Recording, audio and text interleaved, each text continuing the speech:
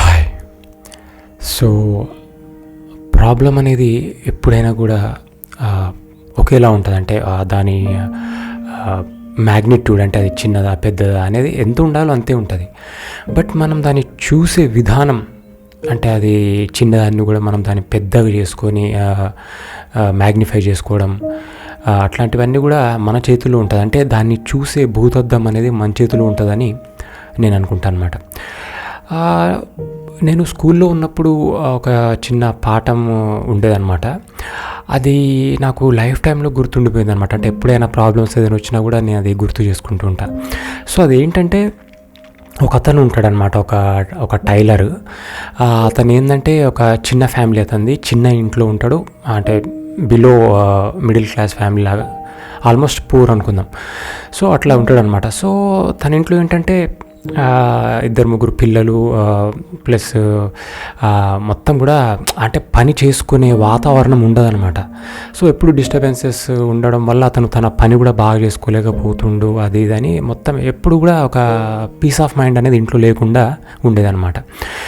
So అప్పుడు అతను ఏం చేస్తాడంటే, ఒక ఋషి దగ్గరికి వెళ్తాడనమాట. వెళ్ళి నాకు ఇంట్లో పరిస్థితి ఇట్లా ఉంది, నాకు మొత్తం అసలు నాకు పీస్ అనేది లేదు, ఒక ప్రశాంతత అనేది లేదు, సో నేను ఏం చేయాలి అన్నప్పుడు ఋషి ఏమంటాడంటే, మీ ఇంట్లో మామూలుగా ఒక ఏమైనా పెంపుడు జంతువు ఉందా, ఒక కుక్క ఉందా, కుక్క లాంటిది ఏదైనా ఉందా అంటే, నో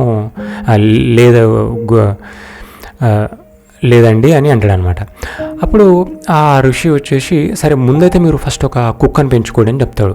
సో సరే అని చెప్పేసి ఒక కుక్క పిల్లని తీసుకొస్తాడు, ఎవరు, మన టైలర్. ఇక మళ్ళీ తర్వాత కొన్ని రోజుల తర్వాత మళ్ళీ కలుస్తందుకు వెళ్తాడు అనమాట. ఎట్లా ఉంది పరిస్థితి అంటే, బాగాలేదండి, ఇంతకుముందే బాగుండే, ఇప్పుడు కుక్క కొత్త గోల చేస్తుంది, పిల్లలు దాంతో ఆడుకోవడం అంతా చిందర అవుతుందంటే, సరే నా మాట విని ఒక పిల్లిని తీసుకొచ్చుకో అంటాడు అనమాట. ఎందుకు అంటే, నేను చెప్పిన చేయి నీకు సొల్యూషన్ ఇస్తానని అంటాడు అనమాట. సరే అని చెప్పేసి పిల్లిని కూడా పట్టుకొస్తాడు.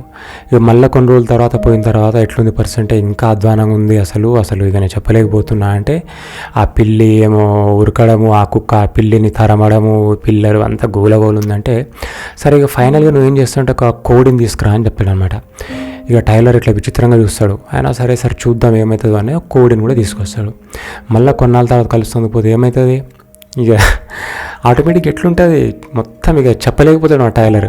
ఋషి చెప్తాడు, ఏంది ఇట్లా నా సంగతి, కోడిని పిల్లి పట్టుకుంటుంది, పిల్లిని కుక్క పట్టుకుంటుంది, ఇంట్లో ఉండే గోల ఆల్రెడీ ఉండే గోల ఎట్లయినా ఉంటుంది, నీకు మొత్తం నాకు అర్థమైపోయింది ఈ సీన్ అనగానే, ఏంటండి నేను సొల్యూషన్ అడిగితే ఇదా మీరు చెప్పేది, అది ఇది అన్నట్టు మొహం పెడతాడు అనమాట.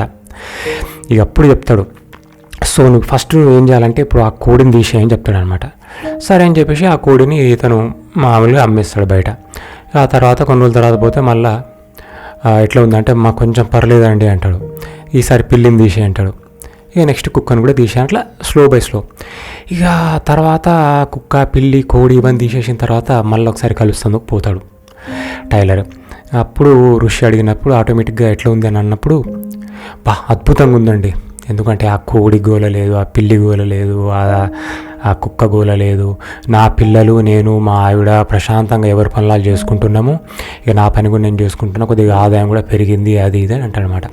సో దీన్ని బట్టి మనకు అర్థమయ్యేది ఏంటంటే, ప్రాబ్లం అనేది లేనప్పుడు మనము ఉంది అని అనుకొని దాన్ని మొత్తము అనుకుంటాము. అది నిజంగా ప్రాబ్లం వచ్చినప్పుడు మరి దాన్ని ఎట్లా ఫేస్ చేయాలనేది, అంటే ఇక్కడతోటి మనకు ప్రాబ్లం లేనప్పుడు మనం ఎట్లయితే అధైర్యపడతామో, నిజంగా ప్రాబ్లం వచ్చినప్పుడు ఇంకా దాన్ని ఇక మన వల్ల కాదన్నమాట, కాలు చేతులు ఆడకుండా అయిపోతుంది. అట్లా కాకుండా అసలు ప్రాబ్లం అనేది ఎంతవరకు ఉంది, అది నిజంగా పెద్దదా చిన్నదా అని మనల్ని మనం చూసుకొని దాన్ని అక్కడ, ఇప్పుడు కొన్ని పరిస్థితుల్లో ప్రాబ్లం అనేది ఆటోమేటిక్గా వచ్చేస్తుంది, అంతేగాని ప్రతిదానికి ప్రాబ్లం వచ్చేసింది నాకు ఎప్పుడు ప్రాబ్లమ్సే అనుకుంటే తప్పదు. మనిషి అన్నాక ప్రాబ్లమ్స్ రాకుండా అయితే ఉండదు. మన ఏదో ఆకాశంలో తేలట్లేదు, లేకపోతే ఇంకేదో కాదు. సో సమాజం అన్నాక లేకుంటే వాట్ ఎవర్ ఇట్లా ఫ్లోలో పోతున్నప్పుడు చిన్న చిన్న ప్రాబ్లమ్స్ చిన్న పెద్ద వస్తుంటాయి. బట్ దాన్ని మ్యాగ్నిఫై చేసుకోవడం, అంటే దాన్ని పెద్దగా చేసుకోవాలా, లేకుంటే అక్కడక్కడ సొల్యూషన్ ఇచ్చేది ఇట్లా నడుచుకుంటూ పోవాలా అనేది మనల్ని మనము బేరీస్ వేసుకోవాలన్నమాట. అంటే బ్యాలెన్స్ చూసుకోవాలి. అంతేగాని దాన్ని మ్యాగ్నిఫై చేసుకుంటే there will be no solution at all. So నాకు ఎప్పుడైనా ప్రాబ్లమ్స్ లాగా అట్లా అనిపించినప్పుడు ఈ కథను అనుకుంటాను అనమాట.